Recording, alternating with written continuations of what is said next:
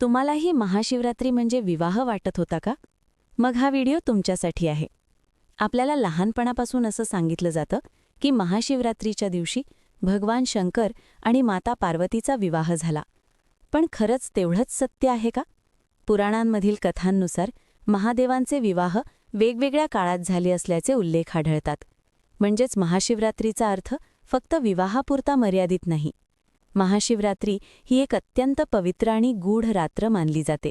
या रात्री शिवतत्व प्रथमच अनंत आणि निराकार स्वरूपात प्रकट झालं, अशी श्रद्धा आहे. ना सुरुवात ना शेवट, एक असा दिव्य प्रकाश ज्याची सीमा कोणालाही कळू शकली नाही. याच रूपाला पुढे शिवलिंग म्हणून ओळख मिळाली. म्हणून महाशिवरात्री म्हणजे फक्त उत्सव किंवा विधी नाही, तर स्वतःकडे पाहण्याची, मन शांत करण्याची आणि चेतना जागी करण्याची वेळ.